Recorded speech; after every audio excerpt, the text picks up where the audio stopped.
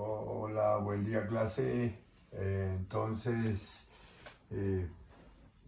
vamos a desarrollar un tema que ya habíamos anunciado en la sesión pasada. Tiene que ver con un concepto fundamental a lo largo de toda la matemática, el concepto de función inversa. Ustedes se van a dar cuenta cómo a lo largo de todas sus prácticas, a nivel de esta matemática y de otros cálculos que van a ver más adelante, el concepto de función inversa es un concepto fundamental, una herramienta clave en las aplicaciones. Pero bueno, vamos al grano, el tiempo nos dará a entender la importancia de este tema. Entonces, para llegar al concepto de función inversa, lo primero que vamos a hacer es establecer una condición con base en la cual nos garantiza la existencia de la función inversa. Y es este concepto. Entonces, decimos que una función dada, definida en un conjunto determinado, es 1 a 1, este es el concepto que queremos definir, si para esa función se cumplen estas dos condiciones. La primera condición lo que quiere establecer es que nuestra ecuación define a y como función uniforme de x, que es el concepto que dimos hace unas clases atrás. Dice, si se cumplen las dos condiciones, a cada valor asignado a x, tomado el conjunto de f, o sea, nuestra función, nuestra ecuación, le hace corresponder un solo valor de y. Entonces, esta primera condición es simplemente para establecer que esta ecuación define a y como función uniforme, o sea, monovalente de x. En cambio, la condición b es la que realmente le da el nombre a la función de ser 1 a 1. La condición b establece que si para todo par de valores diferentes asignados a x, escribamos que x pertenece a z, o sea, tomados del conjunto de f le hace corresponder diferentes valores de y, o sea, a diferentes x, f le hace corresponder diferentes valores de y, entonces la función tiene derecho a llamarse 1 a 1. Observen que esta última condición, la condición b, se puede expresar en forma de una implicación. O sea, esta es la hipótesis y esta es la consecuencia. Entonces, si de esta hipótesis, para cualquier par de valores diferentes de x, logramos llegar a esa consecuencia, entonces estaremos estableciendo que la función es 1 a 1. Bueno, utilizando diagramas de Venn, la definición anterior la podríamos ilustrar así. Una función es 1 a 1 en un dominio determinado, aquí le estamos llamando x. Si, dice la condición a cada valor asignado a x tomado del dominio, le corresponde un solo valor de y a cada par de valores diferentes asignado a x debe corresponder diferentes valores de y. ¿Eso qué significa? Mirándolo bien, o sea, deteniéndonos un poco aquí, significa que para que una función a lo largo de un dominio dado sea 1 a 1, se necesita que los valores de y no se repitan. O sea, que a medida que cambia x, cambia el valor de y. O sea que si tomamos cualquier par de valores diferentes de x, el resultado obtenido para y también sea diferente. ¿Eso qué significa? Que solo pueden haber dos tendencias. Si x cambiara de izquierda a derecha, o sea, bajo esa suposición, pues en últimas no nos interesa dónde esté x1 y x2, pero para ordenar ideas y sin restringir la generalidad, podríamos suponer tranquilamente que x1 es menor que x2, o sea que x1 está a la izquierda de x2. Entonces, si la función es 1 a 1, ¿qué espera uno de los valores de y? O que el valor de y esté aumentando, dicho en nuestros términos matemáticos, diríamos que la función está creciendo, si eso se cumple a lo largo de todo el dominio o de todo el intervalo donde está definida la función. O los valores de y están disminuyendo, lo cual significaría que la función en ese dominio, en ese intervalo, está decreciendo.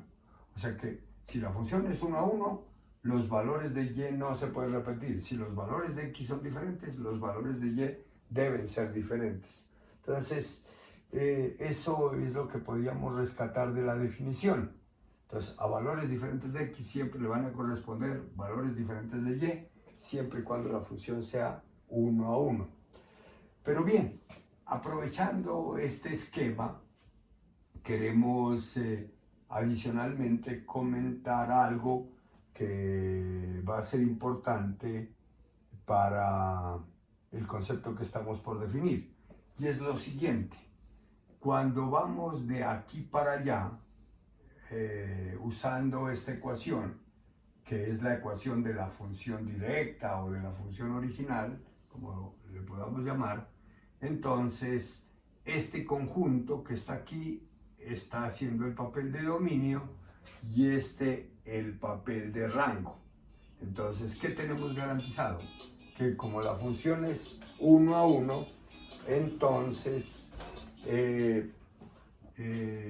eso significaría que a diferentes valores de x siempre le van a corresponder diferentes valores de y. ¿A qué queremos llegar? El concepto que estamos por definir, que está aquí abajo,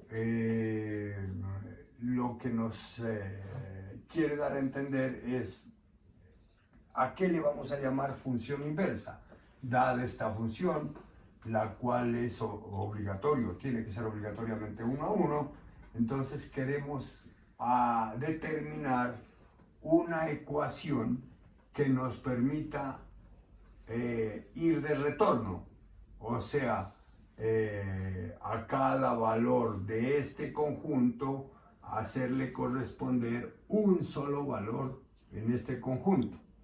Pues esa ecuación que nos permite, digámoslo así, coloquialmente, el vuelo de retorno es la que estamos por definir y que dentro de un momentico retornaremos a este esquema. Entonces, definición 2. Sea y igual a f de x una función 1 a 1. O sea, partimos de que la función dada tiene que ser 1 a 1. Precisamente es por eso que previamente definimos lo que era una función 1 a 1. Denominamos inversa de esta función dada a la función que se obtiene a partir de la función original despejando x en términos de y. ¿Eso qué quiere decir? Que para definir la ecuación de la llamada función inversa, lo que tenemos que hacer es despejar x en términos de y. En ese caso, lo primero que notamos es que las variables han cambiado su rol. Inicialmente y es variable dependiente y x es variable independiente. Y nosotros viajamos de aquí para allá. Sabemos que a cada x le corresponde un y a diferentes x, diferentes y, por ser 1 a 1. Cuando retornamos, o sea, venimos a la inversa, entonces queremos definir una ecuación que nos garantice que cada vez que le demos un valor a y tomado de este conjunto, obtengamos un valor para x de este conjunto. Esa pues precisamente es la misión de la llamada función inversa, la que nos permite venir de retorno. Pero de paso y sin hacer mucho esfuerzo, notamos que al hacer ese procedimiento las variables cambian de rol. O sea, lo que antes y era variable dependiente, porque y estaba despejada en términos de x, ahora y hace el papel de variable independiente. Y lo que antes x hacía el papel de variable independiente, ahora hace el papel de variable dependiente. Entonces observen cómo en ese cambio de papeles, ¿cierto?, obtenemos la llamada función inversa.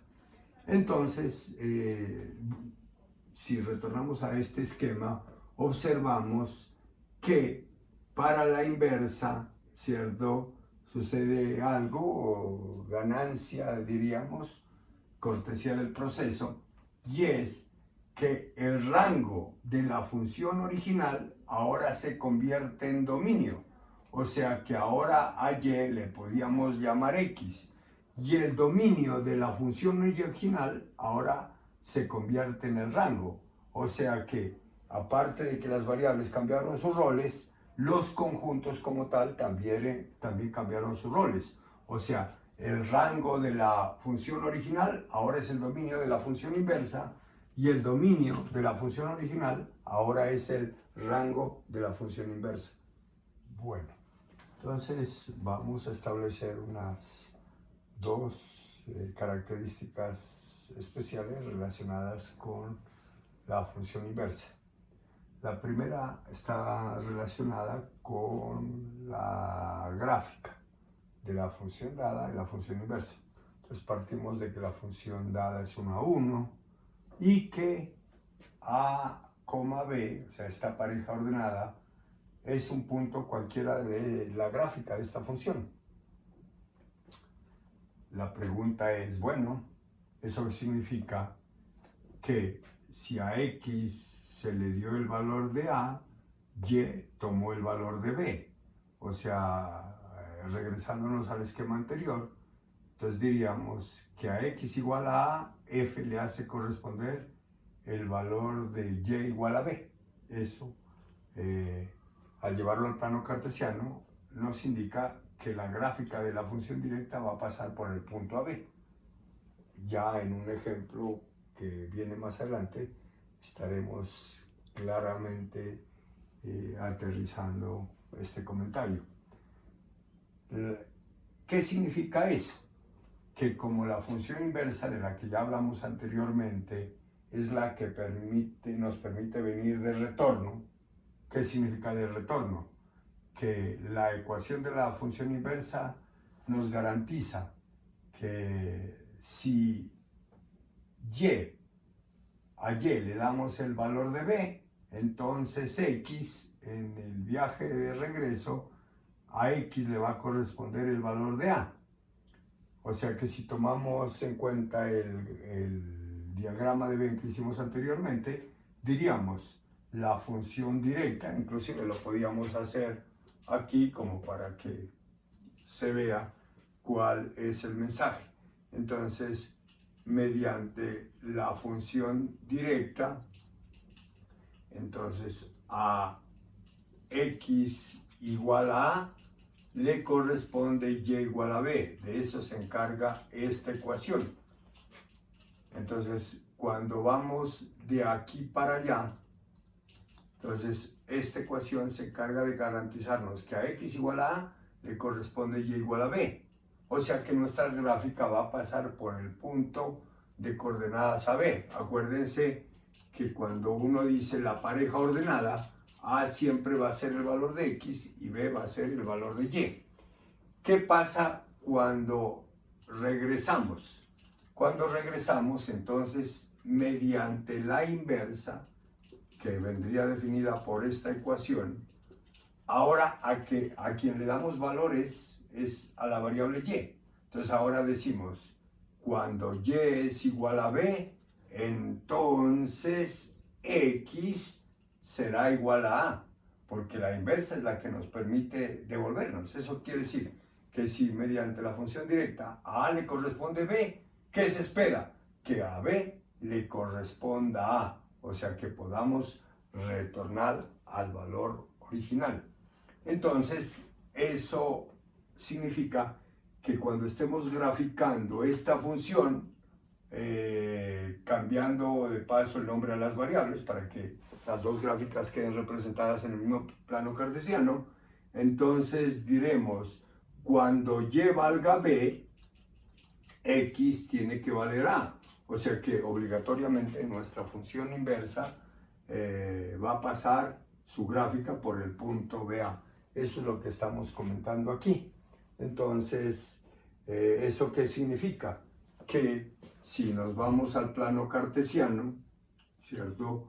Y ubicamos por un lado el punto AB, entonces imaginémonos que aquí está el punto AB.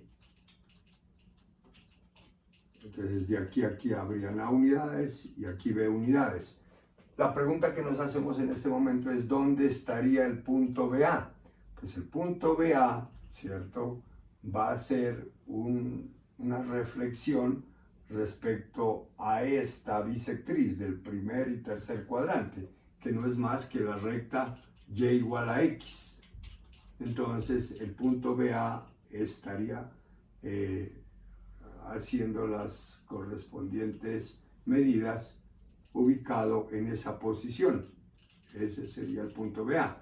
Y entonces nos preguntamos, este punto y este punto, ¿cómo están referenciados o cómo están relacionados? Son simétricos, o sea, se encuentran a la misma distancia de la recta y igual a x. Eso quiere decir que la distancia que hay de aquí a esta recta es la misma distancia que hay de aquí a la recta. O sea, son simétricos respecto a la recta y igual a x.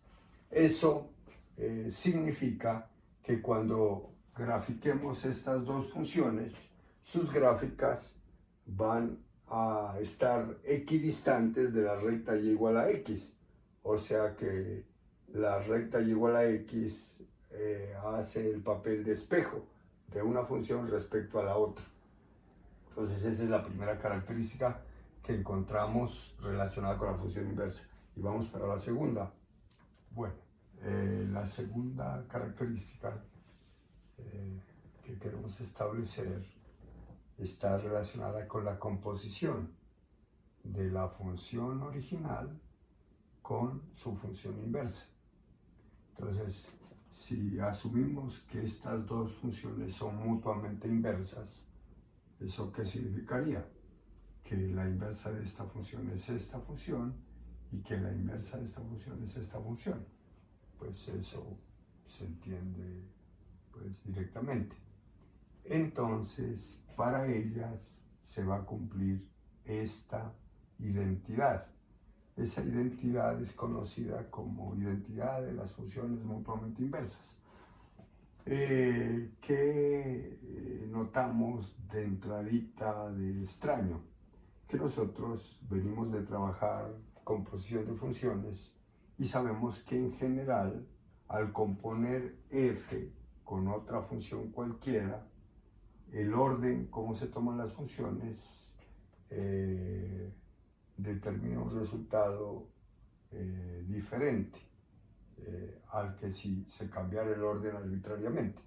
Dicho de otra forma, la composición como operación no es conmutativa. Sabemos por los ejercicios que hemos hecho que una función nos da al componer f con g y otra función diferente al componer g con f. Pero en este caso, cuando una función es la inversa de otra, observen lo que está estableciendo esta identidad, que f de g de x siempre nos va a dar idénticamente igual a g de f. Estos tres palitos, para ir adquiriendo la costumbre, lo que nos está diciendo es que esto se va a cumplir para cualquier valor de x del dominio que hayamos tomado. Y aparte de eso, ¿cierto?, que es lo que más nos llama la atención, es que esto nos va a dar idénticamente igual a x. Eso quiere decir que f compuesta con su inversa nos va a dar x, y g compuesta con f, que sería la inversa de g, también nos va a dar x. Esto nosotros ya lo hemos experimentado. Si ustedes a su memoria trajeran, por ejemplo, cuando trabajamos con el logaritmo, y si se acuerdan de la definición del logaritmo, nosotros comprobábamos la operación logaritmo a través de la potenciación, ¿cierto? Pues que le podríamos llamar exponenciación, pero en realidad allá potenciábamos. Y entonces un valor se probaba del otro. Es más, si las dos operaciones aparecen directamente relacionadas, hacíamos claridad en que eso se cancelaba. Esos eran los primeros pininos que dábamos para esto. Por eso, cuando usted desea eliminar una operación, utiliza lo que usted normalmente llama la inversa. Por ejemplo, si tiene x cuadrado y quiere eliminar ese cuadrado, aplica raíz.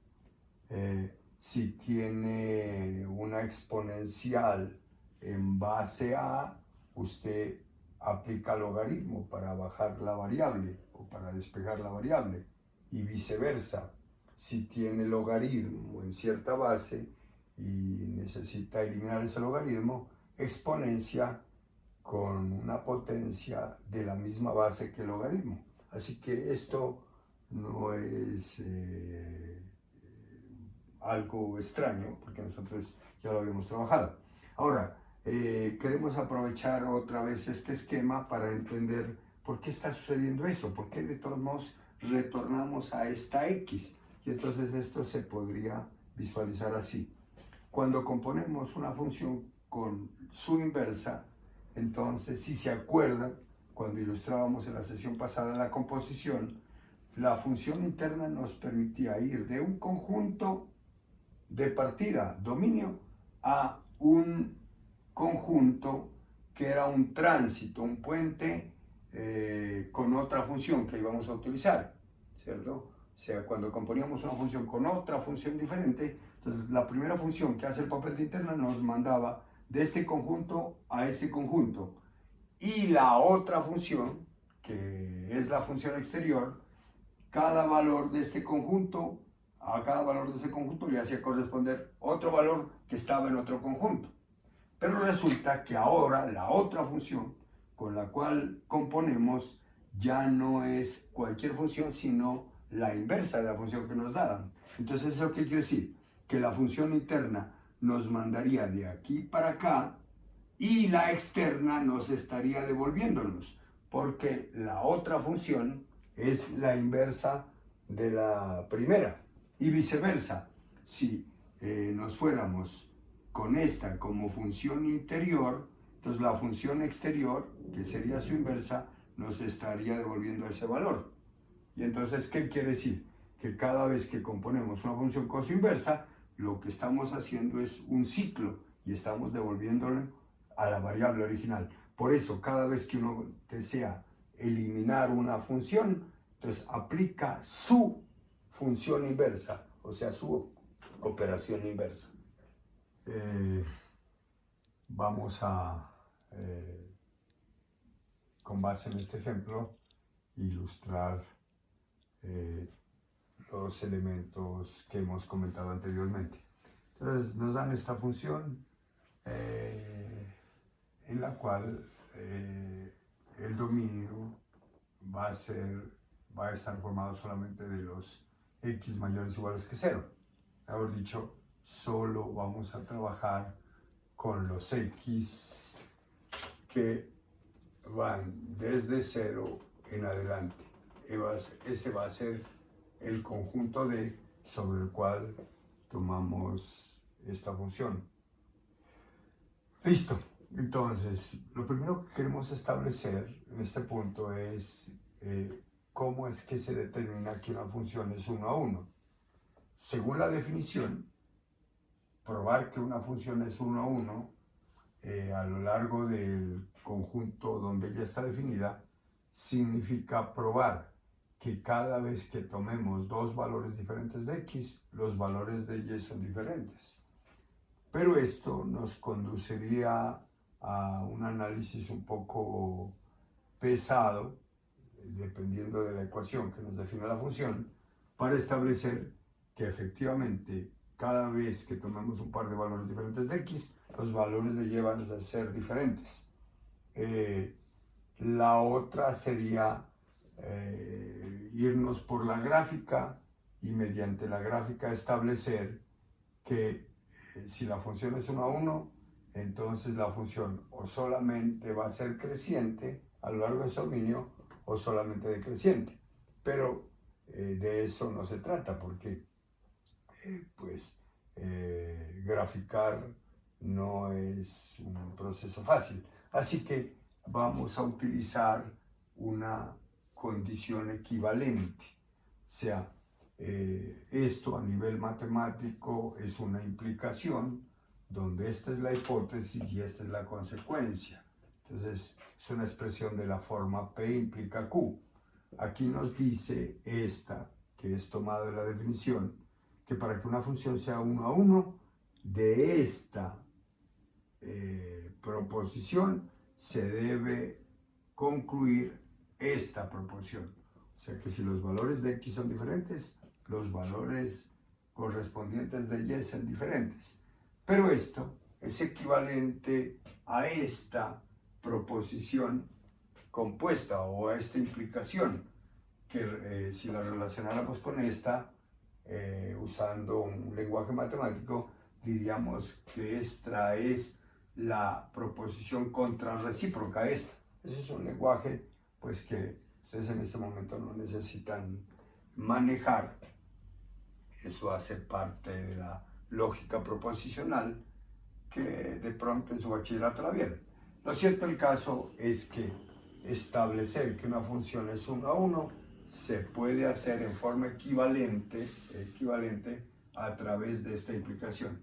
Y esta implicación, ¿qué nos dice? Que si una función es 1 a 1, entonces del hecho de que los valores de y coincidan, o sea que los valores de y se repitan, se debe implicar que los valores de x se han repetido. Dicho de otra forma, la única forma de que y repita sus valores es que a x se le haya asignado el mismo valor, o sea que los valores de x se hayan repetido. Porque si ustedes miran del lado izquierdo, una función es 1 a 1, si al cambiar los valores de x también cambian los valores de y. O sea, si y no va a repetir sus valores. Pero si la función es 1 a 1 y los valores de y, dice esta proposición, llegaran a repetirse, entonces obligatoriamente eso significa que los valores de x se han repetido, o sea que estamos tomando el mismo valor de x. Listo. Entonces, ¿cómo establecer esto? Es lo que vamos a hacer. Entonces, tomamos dos valores de x, cualesquiera, ¿cierto? Y hallamos los correspondientes valores de y. Aquí, ¿qué estamos haciendo? Asignándole dos valores a x. Cuando x es igual a x sub 1, y es igual a x sub 1 al cuadrado. Y cuando x es igual a x sub 2, y es igual a x sub 2 al cuadrado.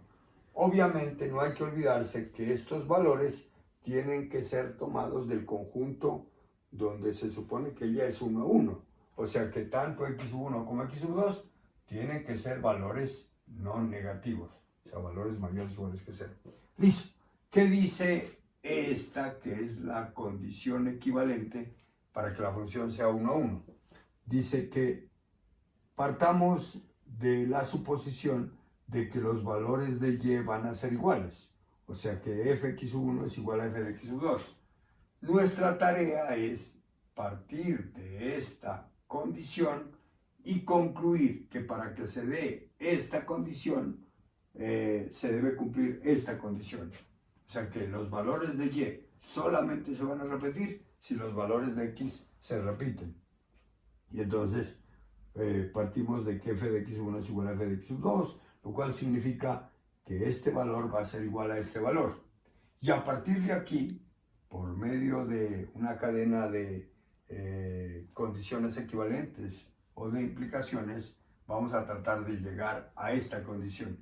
Entonces, uno mira el punto de partida y el punto de llegada y dice, listo, partimos de que estos dos valores son iguales y ahora nuestra tarea es llegar allá, a esa consecuencia.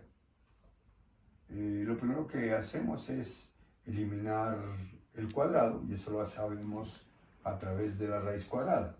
Entonces, calculando raíz cuadrada a ambos lados de esta igualdad, ¿cierto? Obtenemos una igualdad equivalente a la anterior. Pero ustedes saben que estas dos operaciones se van a cancelar, sin embargo, el resultado va a salir en valor absoluto, tal como se expresa ahí. Recuerden que esto lo hemos trabajado, o lo trabajamos antes y le hicimos bastante hincapié. Pero, dado que x1 y x2 son valores no negativos, entonces, por definición del valor absoluto de x1 será x1 y valor de absoluto de x2 será x2, lo cual significa que hemos llegado a esta igualdad. Si enlazamos punto de partida con punto de llegada, pues estamos estableciendo lo que nos dice esta condición, que si el valor de fx1 coincide con el valor de f en x2, es porque x1 y x2 son en realidad el mismo valor, lo cual significa que la función es 1 a 1. Bueno, ahora vamos a abordar el siguiente punto. Queremos determinar la ecuación de la función inversa.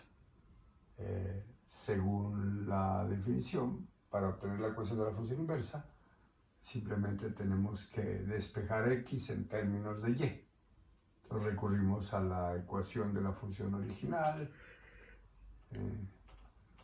y no perdemos de vista que esa función la estamos definiendo solamente para los x mayores o iguales que 0. O sea, aquí sería bueno comentar que el dominio natural de esta función serían todos los números reales.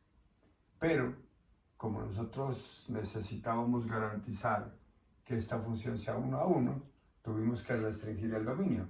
Y es por eso que aquí estamos definiéndola solamente para los x mayores o iguales que 0.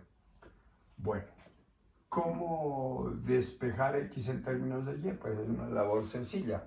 Simplemente tenemos que sacar raíz cuadrada a ambos lados de la igualdad para poder despejar x. El objetivo es despejar x en términos de y. Entonces procedemos, sacamos raíz cuadrada a ambos lados de la igualdad. Sabemos que la raíz de x al cuadrado es valor absoluto de x, pero dado que estamos trabajando con los x no negativos, valor absoluto de x es x y por lo tanto x termina siendo igual a raíz cuadrada de y. Pues esta es la ecuación que estábamos buscando, la que nos despeja x en términos de y, a la cual nosotros le llamamos función inversa. O sea, que en resumen, si esta es la ecuación de la función directa, entonces la ecuación de la función inversa, que relacionándola con esta, le llamamos f a la menos 1, símbolo que de pronto ustedes han tropezado en el pasado, que en sus calculadoras también aparece, pero que no está indicando exponente. O sea, no lo vayan a confundir con un exponente porque eso suele suceder en algunas ocasiones. Entonces, esto simplemente reemplaza la palabra función inversa o soy la inversa. Entonces, la función inversa para la función dada termina siendo x igual, este es el nombre que le damos a esa función. Podríamos cambiar de letra, pero como para relacionarla de dónde proviene, le llamamos f a la menos 1. Entonces, x igual a f a la menos 1 y igual a raíz de y. Esa sería la función inversa o la ecuación que define la función inversa. Pero como nuestra intención va a ser graficar tanto la función directa como la función inversa en un mismo plano, entonces renombramos las variables, o sea, cambiamos el nombre de las variables por lo que había comentado anteriormente. Recuerden que para la función inversa, el rango de la función directa ahora se convierte en dominio de la función inversa. Y el dominio de la función directa ahora va a ser el papel de rango de la función inversa. Entonces, eso nos dice que y ahora va a ser el papel de x y x va a ser el papel de y. Por eso, simplemente cambiamos el nombre. obviamente no estamos cambiando la ecuación sino el nombre. Por lo tanto, si esta es la función directa, la ecuación de la función directa, esta será la ecuación de la función inversa. Y de paso, nos preguntamos cuál sería el dominio de la función inversa. Pues va a ser el rango de la función directa, o sea, el rango de esta función, que claramente se ve que son los y mayores o iguales que 0, que van de 0 hasta más infinito. Pero como ahora y hace el papel de x, entonces estaremos diciendo que x va a variar de 0 a más infinito. En el siguiente punto que viene vamos a graficar y de paso establecer o corroborar el hecho de que las gráficas de esas dos funciones van a ser simétricas respecto a la recta y igual a x. Bueno, en este punto queremos ratificar lo que habíamos comentado sobre las gráficas. Entonces, vamos a construir las dos gráficas y al tabular vamos a darnos cuenta precisamente de lo que habíamos comentado. Entonces, para la gráfica de la función original tabulamos con estos que son algunos valores. Entonces, si x vale 0, y vale 0, si x vale 1, y vale 1, si x vale 2, y vale 4, etc. Listo. Si no supiéramos que estas gráficas, por ser esta, la inversa de esta, son simétricas respecto a la recta y igual a x, entonces tabularíamos, le daríamos valores a x aquí y estableceríamos precisamente esa característica que tienen las dos funciones. Entonces, si x vale 0, raíz de 0 es 0, si x vale 1, raíz de 1 es 1, si x vale 4, raíz de 4 es 2, si x vale 9, raíz de 9 es 3. Cuando yo comparo esas dos tablas de valores, inmediatamente me doy cuenta que aquí está sucediendo lo que habíamos comentado, que en esta ecuación se cambiaron los roles. Ahora y está haciendo el papel de x y x está haciendo el papel de y. Precisamente esto se ve reflejado aquí. Observen que los valores de x aquí aparecen acá como los valores de y los valores de y de aquí aparecen como los valores de x. O sea que precisamente eso nos da a entender que si la primera gráfica pasa por AB, la inversa obligatoriamente va a pasar por BA. Por ejemplo, si esta gráfica de la función directa pasa por el punto 3,9, la otra obligatoriamente va a pasar por el punto 9,3. Y como estos dos puntos están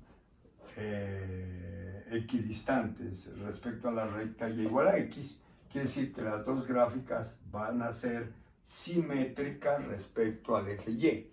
¿Qué quiere decir simétricas respecto a la recta y igual a x? ¿Qué quiere decir simétricas? Que si yo tomo este punto y este punto de las dos gráficas, o sea, el punto AB y el punto BA, entonces voy a observar que la distancia que hay entre estos dos puntos, o sea, si los uniera,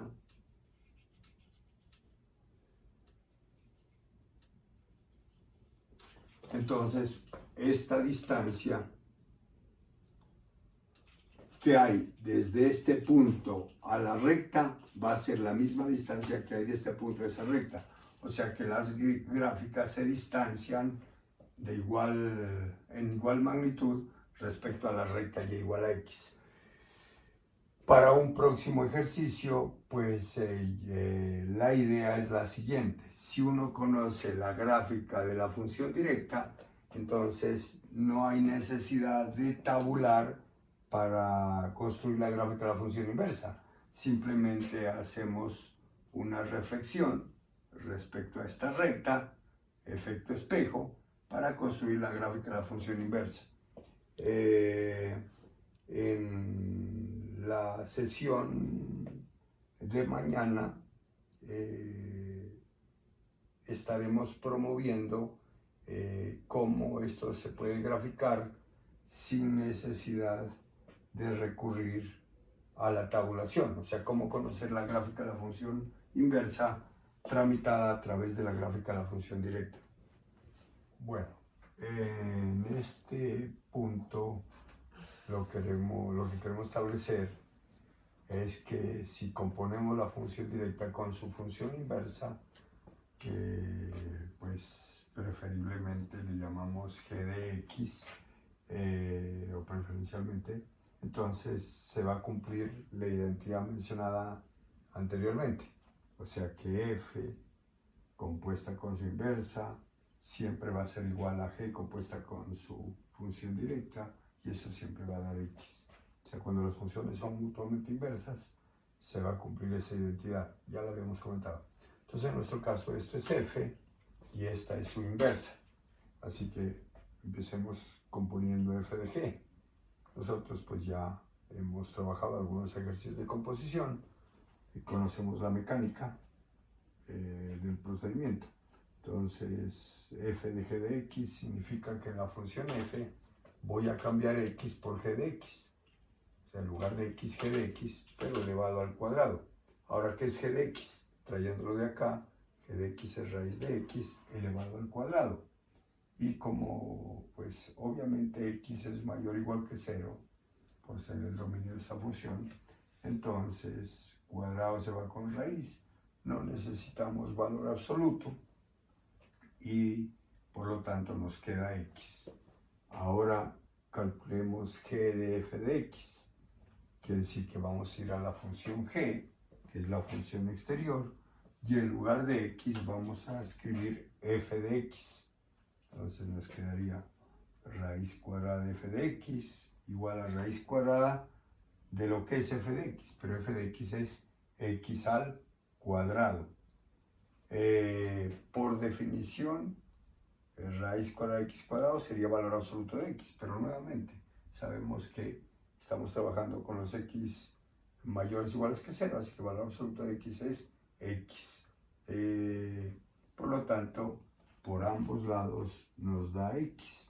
O sea que, digamos por primera vez, f de g es igual a g de f, y eso siempre va a dar igual a x. Esa es precisamente la característica de la composición cuando una función es la inversa de la otra. Ellas se anulan y siempre nos va a dar x.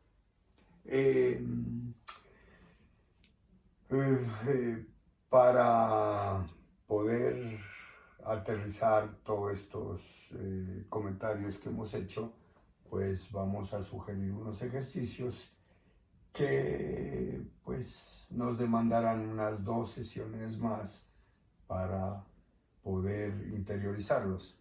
Así que vamos a proponer unos 2 o 3 ejercicios, no para hacerlos como taller, sino para practicar. Y